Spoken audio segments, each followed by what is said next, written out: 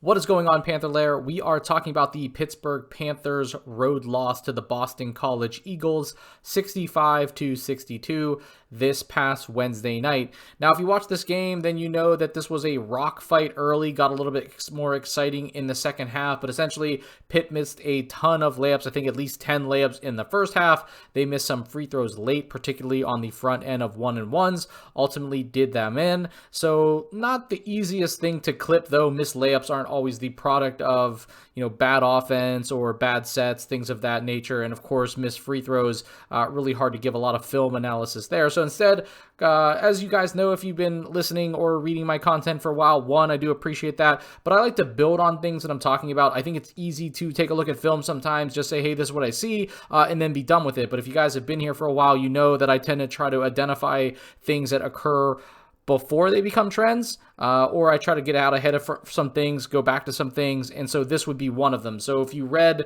the article that I did after the Louisville Cardinals game, then you know that I said, hey, one thing that I think Pitt could do is use Barry Dunning Jr. in more cutting situations, specifically around the baseline. I thought that he's one of the few players that's effective without the ball in his hands, and Pitt has a lot of players that need to have the ball in their hands. So with that said here, I want to kind of take not necessarily a victory lap, but circle back to that because obviously we saw a lot of that against Boston College on Wednesday night. So let's break a little bit of that down. So first two sequences here. First one's going to be the opening one for the Panthers.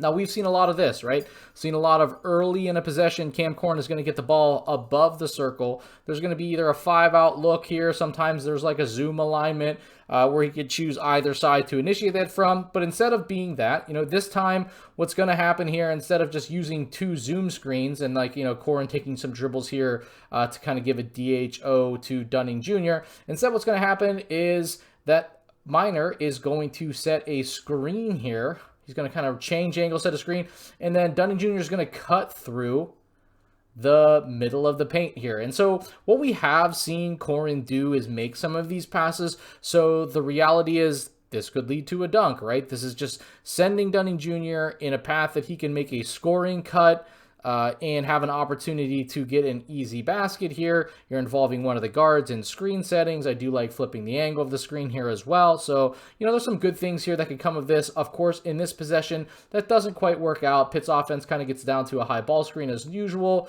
but Dunning Jr. really good out of the right corner. So that's going to be one of the other themes I talk about here. But I'll say that for later here. So we get to the second half here, about halfway through the second half, and we're going to see a very similar thing occur. Okay, so here they are in kind of could be a zoom alignment, but instead what's going to happen is Dunning Jr. is going to take that scoring cut. No gingivitis, good pass over the top, and we do get a dunk there. So it's just one of the things that I think is a necessary wrinkle. Like if you're going to run those zoom alignments, after the Louisville game, you saw that instead of using even the initial screen, Louisville was face guarding that play, and Dunning Jr. was able to cut baseline, get a dunk in a very similar situation, or at least a layup in that situation. I think he pump faked the defender and then laid it in. But getting him involved in these types of plays is important because, again, he does not need the ball in his hands to be able to do this, and that's pretty important because Pitt has guys that are only good if they have the ball in their hands. So moving a little bit further along to kind of the next progression things I want to talk about, just mentioned a minute ago, is working well out of the right corner or any corner in general. Now, a lot of times, Roman Cialeppa finds himself in this position. Not a good shooter from the corners, from either one, really. So you have to put somebody in this position. Dunning Jr. seems to find himself in this position, but is able to do a couple things working out of the corner. And Pitt's offense tends to have this shot open and available just because of the massive amount of high ball screens they run, right? So you're going to put guys on either corner to get as much spacing as you can. So watch this one play out here. And I believe, rejects the screen, comes back here, takes this kind of little bounce pass, pitch ahead, and now Dunning Jr. finds himself in the corner for another open three. So I hit that one in the first sequence. This misses. I think normally misses is fine, but it's just more the matter of that he has a comfort here. He's making shots. He made one earlier in the game, and this is available. I mean, like, I think the point here is that this is available in their offense, and something that I think rather than having Cialepa here, who also had a really game, particularly rebounding the ball from an offensive rebound standpoint, maybe they could try to find some more sets that, you know, align more with Dunning Jr. here in the corner. A little bit later here in the second half, kind of a horns look. Brandon Cummings dribbling a lot. Ultimately, again, does kind of Cummings things. Kicks this ball out to the corner. And he receives it back. And he just drives this. And this is like, really like, hey, just slash. And there's Cialepa going, getting the offensive board and laying it in. So I just think this is more about roster optimization, what guys are strongly better suited to do. I know I just had 2 misses in this video here, but I don't necessarily think that that's bad things, right? Like, you're going to miss some 3-pointers, but I think Dunning Jr. shoots a much better percentage out of that corner than Cialepa. He also is capable of putting the ball on the floor a little bit, slashing, just happened to miss a layup. Most of the team was missing layups last night, or on Wednesday night, rather. I think here we'll go just again, a couple more minutes into the second half. Another opportunity where you're going to see Dunning Jr. work out of that right corner. High ball screen. So again, you're going to have 2 guys on the corners. Kick out. And he makes this 3. Extends the lead.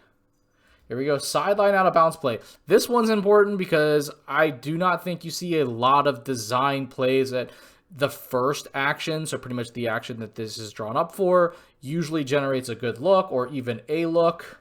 But you can see here, they just set these screens here. So this is kind of like a double stagger that potentially Cummings could use. What ends up happening is all these screens here, one Dunn Jr., what this is doing, distracts 2 defenders here. But depending on how these players communicate this, and with this player sacking quite a bit off of Cialepa, because why would you not? This ends up allowing Dunning Jr. to have a cleaner look. I think he ends up rushing this shot a little bit, and then you'll see he kind of fades funky, like the angle gets a little bit weird. But, I mean, hey, this works out. Sideline out of bounds. Not very complex, but you get a guy who's capable of making this shot, who has proven he can make it twice in this game already, and he gets a relatively good look, just doesn't go in. Cialepa, who is absolutely awesome, misses a layup, though. But yeah, I know this one's a little bit longer. I'm not going to have a lot of writing for this one because, again, writing about missed layups and missed free throws is not exactly what I'm trying to do. But I thought that, hey, let me circle back to something that I did call out after the game against the Cardinals. Let's see if that progressed the game later. Here it did. And again, I think this is something that the Panthers need to continue to do because they need to find ways to get the ball into the hands of players that don't need to dribble out possessions to get the most of them. And when you look at the game that Cialepa had, when you look at the game that Barry Dunning Jr. had, if they could get a little bit more offensive production consistently from the guards or maybe even a couple more points from Corin, obviously I think they're in business in this game.